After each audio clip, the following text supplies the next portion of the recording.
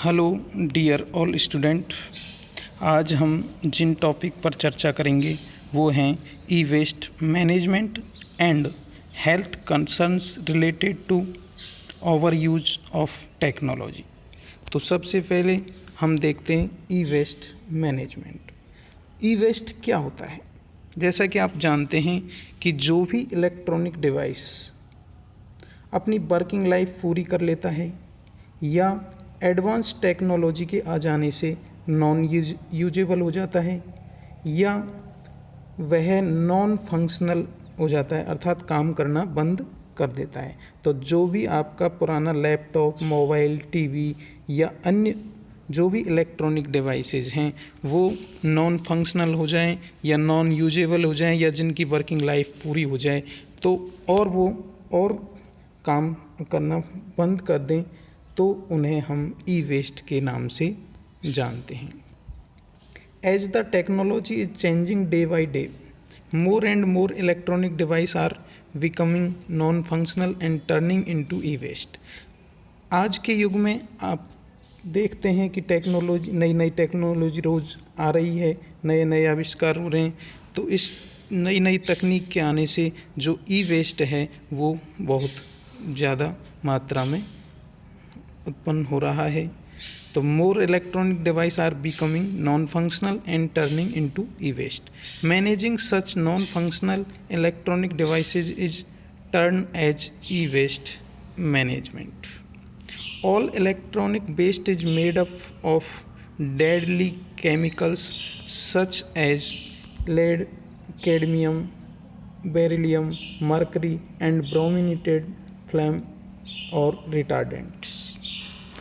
तो जो electronic waste हैं वो कई तरह के जानलेवा केमिकल्स हैं वो उत्पन्न करते हैं, जिनमें आपके lead, cadmium, beryllium, mercury, brominated flame और रिटार्डेंट्स आदि हैं।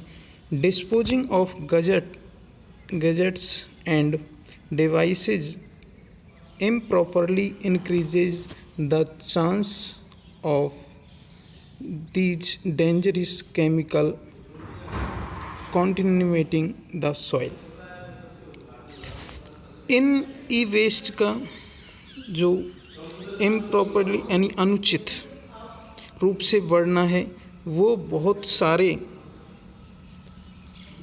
दूषित केमिकल्स जो कि हमारे लिए बहुत ख़तरनाक हैं उनको उत्पन्न करता है और उनको मिट्टी के अंदर मिला देता है, उनसे मिट्टी को भी दूषित कर देता है। पॉल्यूटिंग द एयर, और हवा को भी प्रदूषित करते हैं। And leaching into water bodies, और जल निकायों में भी घुल करके और उनको भी दूषित करते हैं।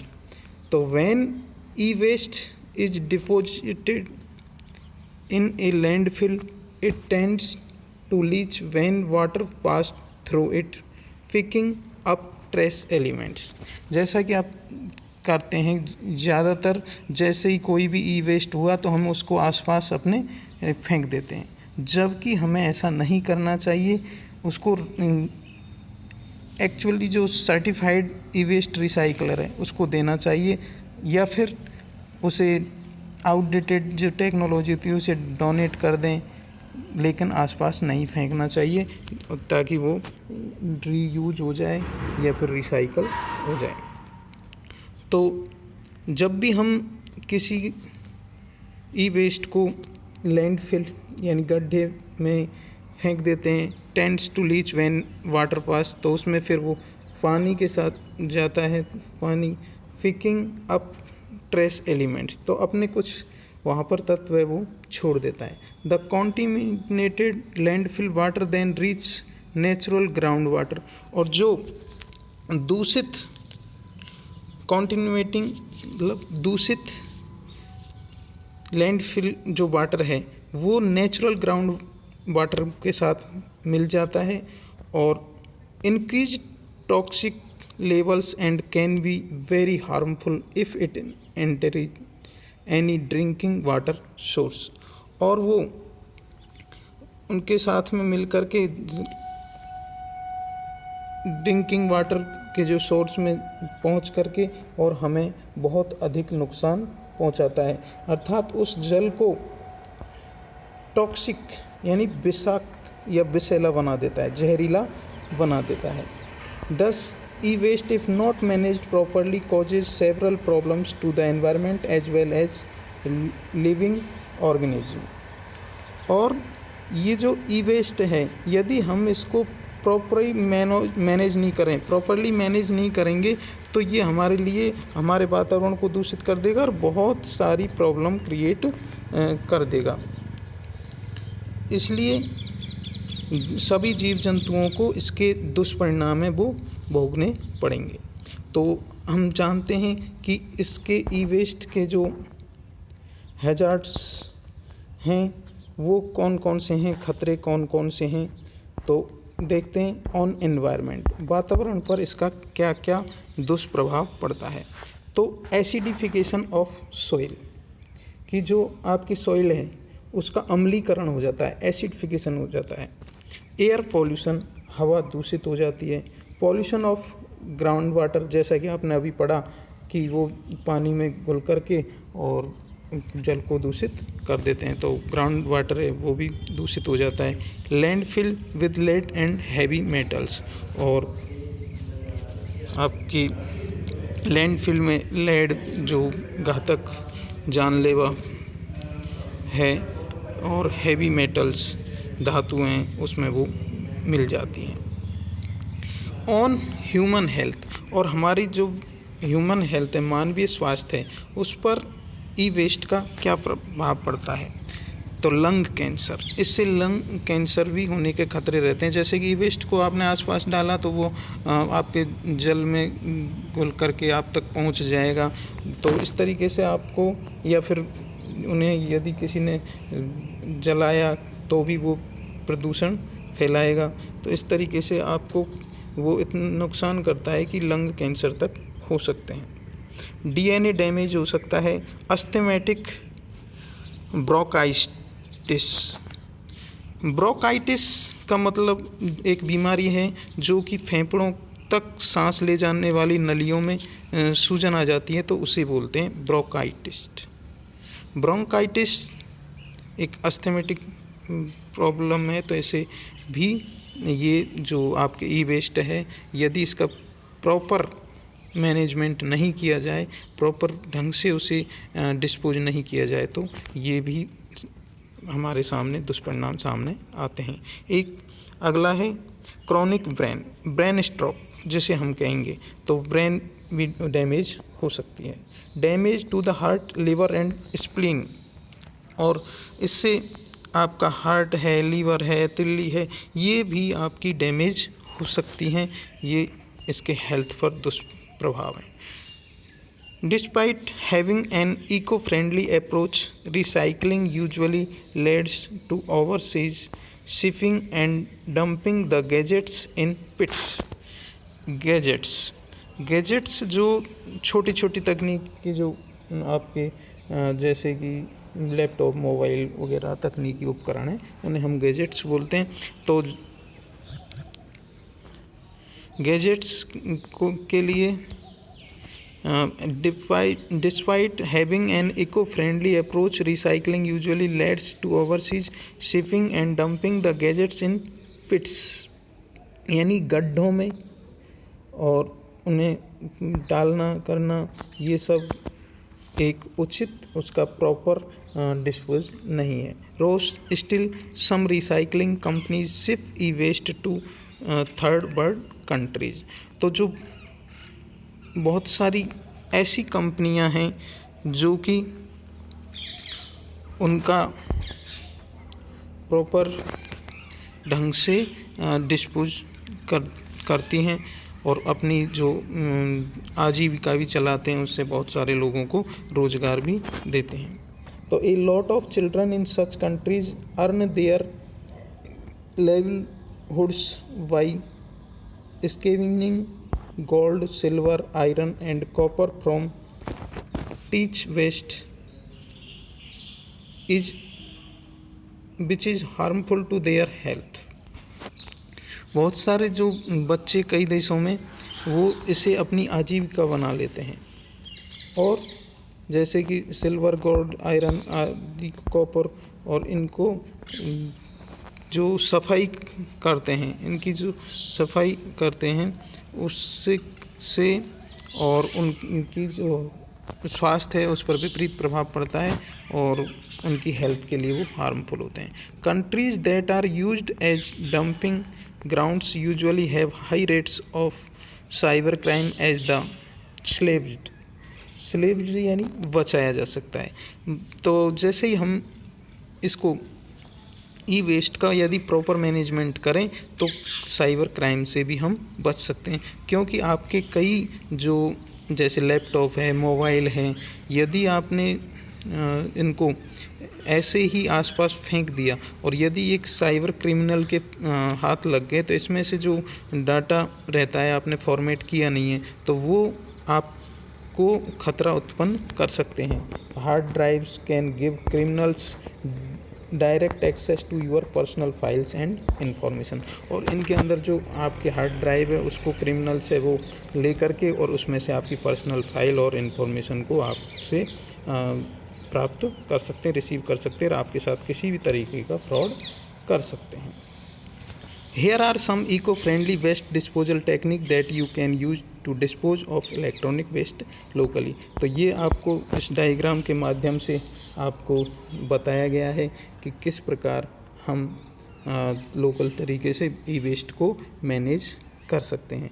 या तो आप किसी को डोनेट कर सकते हैं या फिर आप उनको प्रॉपर ढंग से जो रिसाइकलिंग करने वाली कंपनीज है उन तक पहुंचा सकते हैं या डोनेट करके और रीयूज उनके लिए दे सकते हैं। Give your electronic waste to certified e waste recycle. तो जो सबसे बेस्ट तरीका है आपको ई वेस्ट को मैनेज करने का वो है कि किसी ई सर्टिफाइड जो रिसाइकलर है उसे आप अपना ई वेस्ट है वो दे दें। तो the deposit aspect e waste recycling is that you have quite a few recycling options. तो you need to find an e waste recycler which is officially certified by the action network VAN। तो VAN क्या है? VAN एक non profit organisation है जो कि आपकी recycling companies dedicated to recycling e waste in a safe and responsible way. तो जो VAN यानी वेसल एक्शन नेटवर्क एक ऐसा ऑर्गेनाइजेशन है जो बिना किसी प्रॉफिट के और आपके ई वेस्ट को रिसाइकलिंग करता है और एक safe and responsible way available करवाता है रिसाइकिल करने का, ई वेस्ट को डिस्पोज करने का। All member have to make a pledge and display their pledge of responsible recycling. इसका जो बैन का जो प्रत्येक सदस्य होता है वो इस तरीके की प्रतिज्ञा किए होता है कि वो रिसाइकलिंग के लिए रेस्पॉन्सिबल है। और so working alongside a certified recycler means that you don't have to worry about polluting another nation or risk losing your personal details to criminal। तो जब आप सर्टिफाइड रिसाइकलर को अपना ई वेस्ट सौंपेंगे तो आपको किसी भी प्रकार के डाटा के क्रिमिनल्स के हाथ लगने का कोई डर नहीं रहता और ना ही आपको किसी तरीके का पॉल्यूशन का सामना करना पड़ता है। इससे किसी भी तरीके का पॉल्यूशन भी नहीं होता है क्योंकि जो वैन जैसे संगठन है तो वो उसे प्रॉपर ढंग से डिस्पोज करते हैं। Precautions to be taken before donating और रिसाइकलिंग यूर इलेक्ट्रॉनिक्स। अब यदि जैसे कि हमने कहा कि जो रिसाइकलिंग के लिए अपने जो ई वेस्ट हैं आपके लैपटॉप, पुराने लैपटॉप, मोबाइल जो है कि अनयूजेबल हम कहें कि नॉन फंक्शनल हैं और अनुपयोगी हैं, तो उन्हें आप जब भी किसी को सौंपें तो इन बातों का ध्यान रखें। सबसे पहले upgrade your computer instead of simply replacing it. पहले आप ये प्रयास करें कि अपने कंप्यूटर वगैरह को अपग्रेड तुरंत रखें और जिससे सिंपल रिप्लेसिंग हो सके। Format all your personal information from your product before discarding it. सबसे महत्वपूर्ण जो बात है ई वेस्ट को डिस्पोज करते समय वो है कि हमें उसे फॉर्मेट कर देना चाहिए। जैसे कि हमारे मोबाइल है या फिर लैपटॉप है, जब भी हम किसी को सौंपें या रिसाइकलिंग कंपनी को दें या डोनेट करें, कुछ भी करें, तो उससे पहले हमें उसे फॉर्मेट कर दें। तो format all your personal information from your product before discarding it, जिससे कि आपका जो पर्सनल डाटा है वो किसी तक नहीं पहुंचेगा। Take out the batteries from your gadgets before getting rid of them. और आप जब भी आपके गैजेट्स को या तकनीकी जो आपका उपकरण है उसको दें किसी को, तो उससे पहले आप उसकी बैटरी को निकाल लें। और sell off your outdated technology. आप अपनी जो आउटडेटेड टेक्नोलॉजी है, यानी नई टेक्नोलॉजी आने पर जो आपका अनुपयोगी हो गया है इलेक्ट्रॉनिक डिवाइस, तो उसे आप सेल भी कर सकते हैं। जैसा कि आपने देखा होगा कि बहुत सारी कंपनीज हैं, तो वो आपके पुराने मोबाइल सेट को या लैपटॉप को कुछ कीमत पर ले लेती हैं और नए में आपको कुछ रिबेट दे देती हैं। तो sell off your outdated technology, तो कोशिश करें कि आउटडेटेड टेक्नोलॉजी को आप सेल करें। तो as the old saying goes, one man's junk is another man's treasure, कि एक व्यक्ति के लिए जो जंक यानी कचरा है वो दूसरे के लिए ट्रेजर यानी खजाना भी हो सकता है। तो एक व्यक्ति के लिए जो कचरा है वो दूसरे के लिए खजाना हो सकता है। अर्थात आपके लिए वो टेक्नोलॉजी पुरानी पड़ गई हो, लेकिन किसी गरीब व्यक्ति को यदि आपने डोनेट किया या उसको उपयोग के लिए दिया, तो उसके लिए तो वो वरदान साबित हो सकता है। तो this can be applied to helping you get rid of your old electronics. You can tap into online sites like Craigslist, eBay, or even resort of having a garage sale, as this will help you get rid of your outdated electronic as well as earn some money। और इस तरीके से आप इन जो outdated technology उनको dispose करके, बेच करके और कुछ पैसा भी कमा सकते हैं। डोनेटिंग योर आउटडेटेड टेक्नोलॉजी, आप अपनी आउटडेटेड टेक्नोलॉजी को डोनेट करके भी उसका सदुपयोग कर सकते हैं और उसे डिस्पोज कर सकते हैं। जैसा कि old gadgets that you no longer need can be donate as they may be useful to others, कि जो आपके लिए उपयोगी नहीं है वो किसी दूसरे के लिए उपयोगी हो सकती हैं। Your old computer may be useful to either an NGO और ए स्टूडेंट, आपका जो पुराना कंप्यूटर है आप उसको किसी को डोनेट करें, जैसे NGO को, स्टूडेंट को, तो वो उसके लिए उपयोगी हो सकता है। You should ask your self these 2 questions before disposing of your old electronics. आप जब भी डिवाइसेज को जब आप डिस्पोज करें तो उससे पहले देखें कि is the electronic item working, क्या वह वर्किंग में है। Does the computer have any of your personal information, क्या उसमें अपनी कोई पर्सनल इन्फॉर्मेशन तो नहीं है। A lot of organisation and businesses offer electronic donation programs which you can choose from. तो आपके जो ऑर्गेनाइजेशन और बिजनेस हैं कई मतलब ऐसे प्रोग्राम्स हैं वो ऑर्गेनाइज करते रहते हैं जो कि आपके इलेक्ट्रॉनिक डोनेशन के लिए अच्छा प्लेटफॉर्म है। विजिट सिविक्स इंस्टीट्यूशंस, और आपको ऐसे जो नागरिक इंस्टीट्यूट हैं उनमें की भी आपको विजिट करके और उनके लिए भी आप ई वेस्ट को डोनेट करके, दे करके और अपना ई वेस्ट को प्रॉपर ढंग से मैनेज कर सकते हैं। तो inquire amongst your local government university and school for any recycling programs. या आपकी जैसे कोई यूनिवर्सिटी है या गवर्नमेंट ने या फिर कोई स्कूल ने ऐसा कोई रिसाइकलिंग प्रोग्राम चलाया, उसमें there are a lot of organise have start assigning to certain day and place for environmentally conscious citizens to come and drop off their e waste. तो उसमें आप जा कर के और उसमें पहुंच कर के अपने ई वेस्ट को प्रॉपर ढंग से मैनेज कर सकते हैं, किसी के लिए उपयोगी हो तो उसे दे सकते हैं। Give back to your electronic companies और leave at drop off points. और आप अपनी इलेक्ट्रॉनिक कंपनी को ही उसको रिटर्न करके और उससे अपना पॉइंट्स ड्रॉप कर सकते हैं या फिर और भी लाभ ले सकते हैं, छूट का भी लाभ ले सकते हैं। तो a lot of electronic companies to tend to have an exchange policy wherever they take back your old gadgets when you buy the latest version। जब भी आप कोई लेटेस्ट वर्जन ले रहे हैं तो आपको कंपनी ऐसे ऑफ़र भी देती है कि आप पुराना लाइए और नया ले जाइए, यानी कि आपको एक्सचेंज ऑफ़र दिए जाते हैं। तो वहाँ भी आप ई वेस्ट को प्रॉपर मैनेज कर सकते हैं। Some time offering you a discount on your new purchase.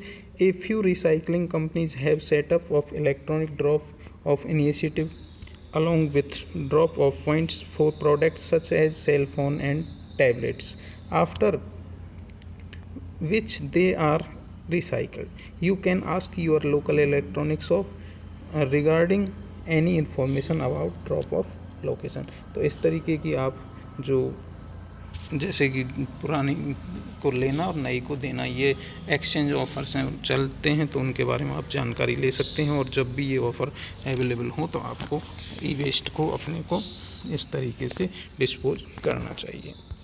अब safeguard both the environment and your sensitive information. Electronics are an important part of our lives today, but the flip side is the e-waste that comes with it। तो जो electronic उपकरण हैं, electronic device है, वो हमारे जीवन के आज मतलब एक ज़रूरी भाग हो गए हैं, ज़रूरी पार्ट हो गए हैं। लेकिन दूसरी तरफ जो इसके दुष्परिणाम है तो वो भी कम नहीं है, वो भी बहुत भयंकर हैं, विनाशकारी हैं, डिजास्ट्रस हैं। तो make sure to format your electronic device before disposing them of in a proper manner, as the consequences of not doing so can be disastrous। कि इसके जो दुष्परिणाम हैं वो बहुत ही डिजास्ट्रस यानी कि विनाशकारी हैं।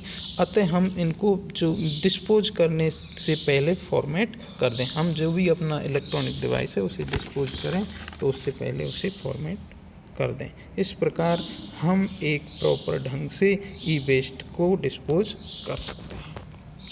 अब हमारा जो नेक्स्ट टॉपिक है वो है health concern related to our use of technology. कि जो टेक्नोलॉजी है उसका अत्यधिक उपयोग करने से हमारे जो हेल्थ से संबंधित प्रॉब्लम्स हैं वो क्रिएट हो जाती हैं। तो उन हेल्थ के इश्यूज़ को, हेल्थ कंसर्न्स को हम देखते हैं। तो technology can have a large impact on users mental and physical health. Technology का ओवर यूज आपके मेंटल और फिजिकल हेल्थ पर बहुत इफ़ेक्ट डालता है। Being overly connected can cause psychological issues such as distraction, narcissism, expectation of instant gratification and even depression। तो जो technology का ओवर यूज है उससे बहुत सारे साइकोलॉजिकल इश्यूज जुड़े हुए होते हैं, जैसे कि आपका डिस्ट्रैक्शन मतलब व्याकुलता, बेचैनी होने लग जाती है जब आप अत्यधिक टेक्नोलॉजी का उपयोग करते हैं। तो नार्सिसिज्म यानी आप ईगो के भी शिकार हो सकते हैं। एक्सपेक्टेशन ऑफ इंस्टेंट ग्रेटिफिकेशन, और जो उम्मीद है आपकी, एक्सपेक्टेशंस हैं वो बहुत बढ़ जाते हैं और सेटिस्फिकेशन नहीं मिल पाता है। ग्रेटिफिकेशन, सेटिस्फिकेशन से वह शब्द है, तो वो आपको नहीं मिल सकता इससे के अत्यधिक उपयोग से। एंड इवन डिप्रेशन, और आप डिप्रेशन के भी शिकार हो सकते हैं, अवसाद के शिकार हो सकते हैं। बिसाइड्स, इसके अतिरिक्त अफेक्टिंग यूजर्स मेंटल हेल्थ, इसका मेंटल हेल्थ पर भी इफेक्ट पड़ता है। Use of technology can also have negative repercussions on physical health.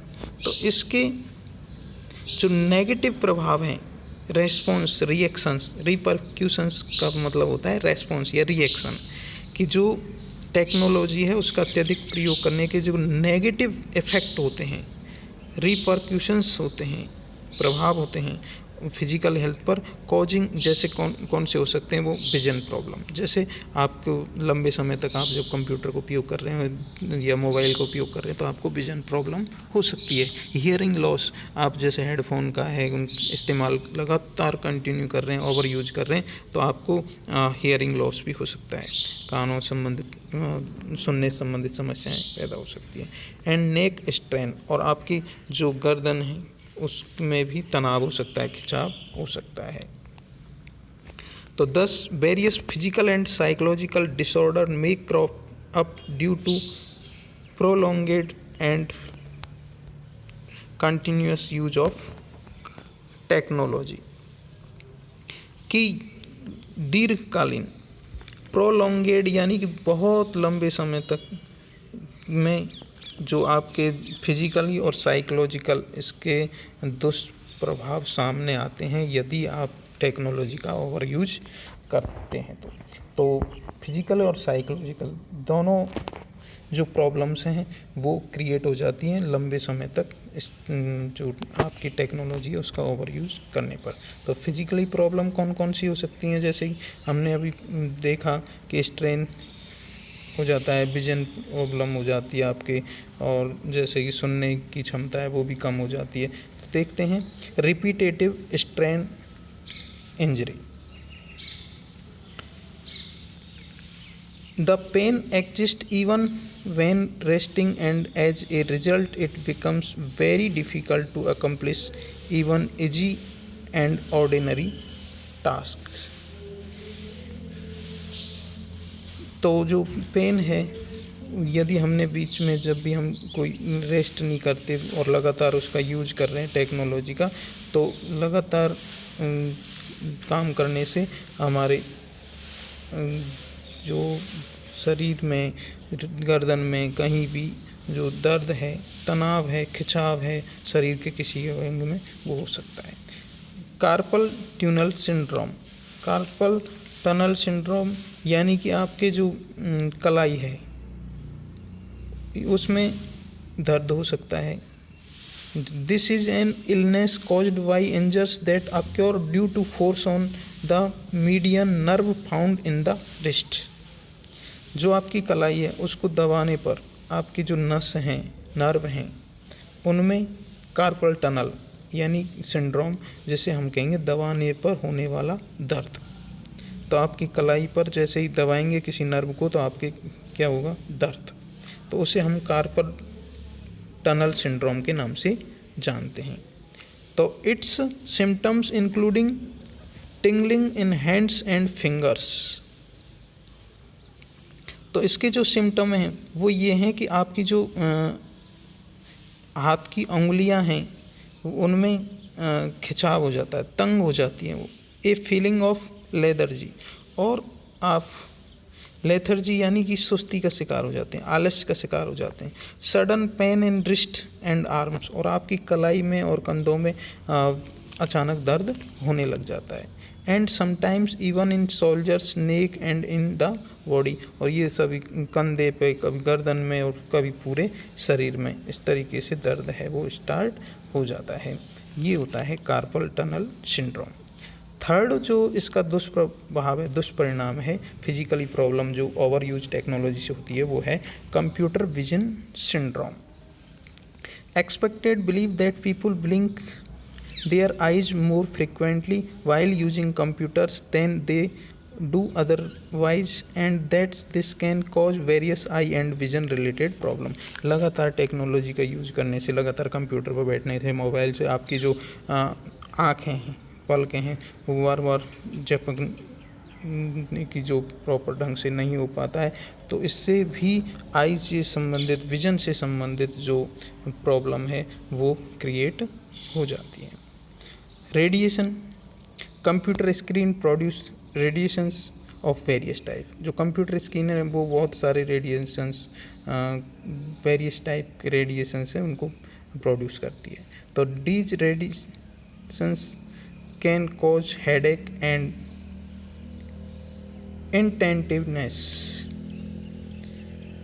तो जो बहुत सारे रेडिएशंस हैं वो आपके सिर दर्द और आपकी असावधानी को बहुत बढ़ा देते हैं, जो मतलब अटेंटिवनेस, जो कि आपकी किसी के ऊपर फोकस करने की जो क्षमता है उसे कम कर देते हैं।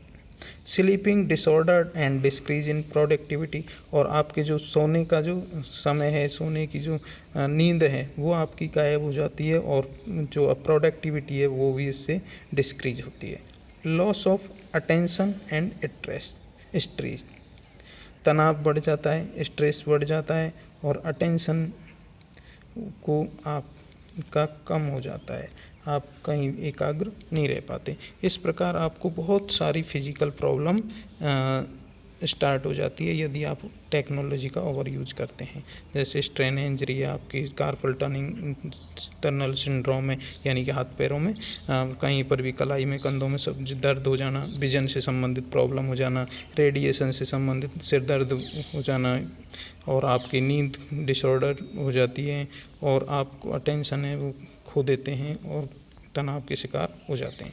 इसी प्रकार कुछ साइकोलॉजिकल प्रॉब्लम्स भी हैं।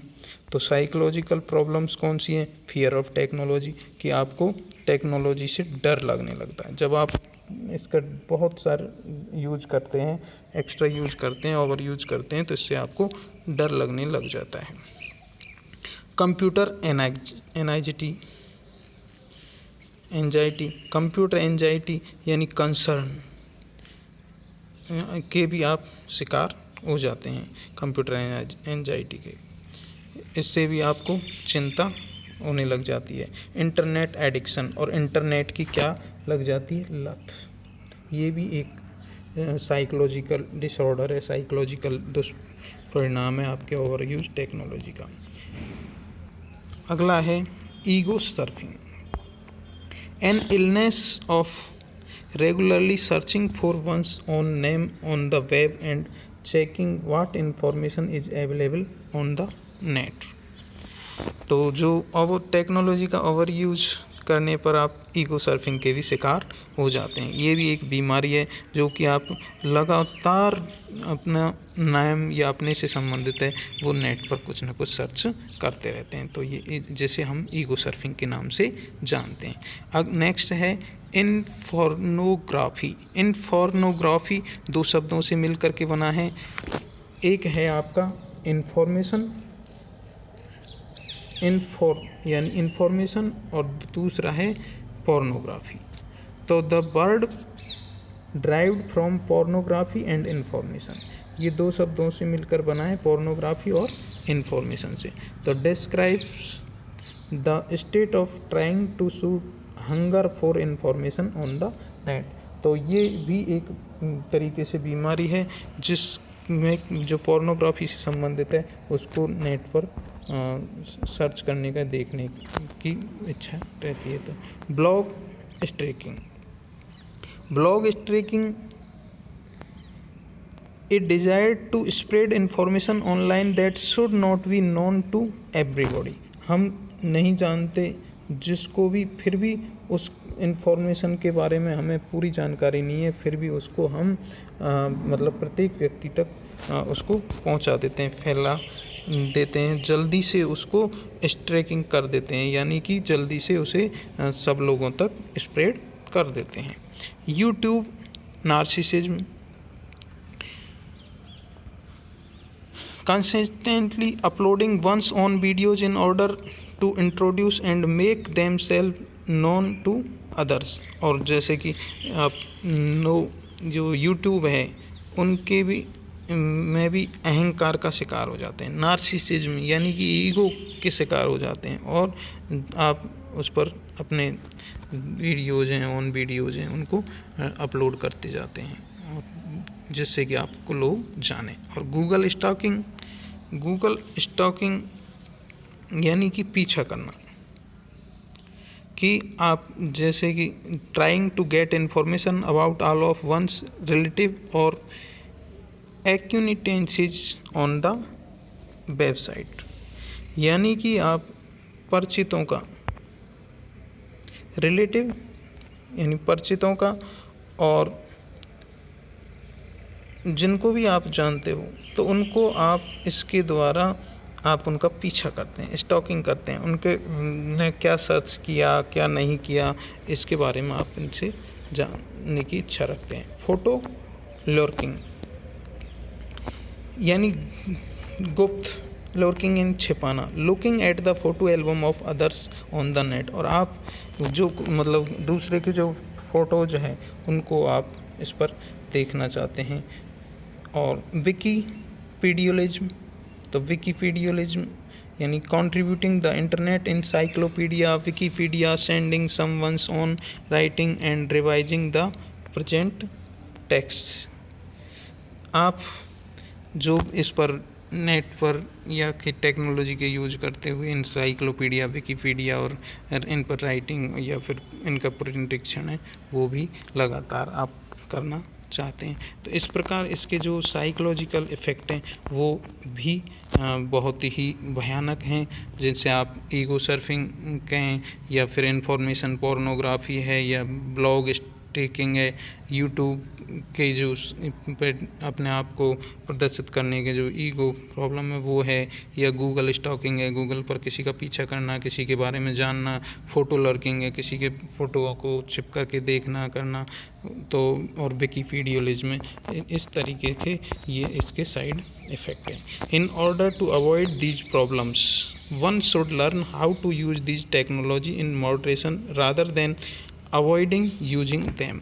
तो इसका हमें इस समस्या का समाधान ये है कि हमें ये आना चाहिए कि टेक्नोलॉजी का यूज किस तरीके से करें, और जो ये हेल्थ कंसर्न्स हैं इनको हम अवॉइड करें, इनसे किस प्रकार बच सकें। Some of the users of computer technology are not even aware of the health related problem that they face, therefore necessary precautions should be taken in this regard by all long time internet users। और बहुत सारे जो user हैं वो precautions के साथ में technology का उपयोग करते हुए और इन हेल्थ कंसर्न से बच सकते हैं। Thanks for watching. अब हम इसी के साथ में हमारा ये चैप्टर कंप्लीट हुआ। Okay, thank you.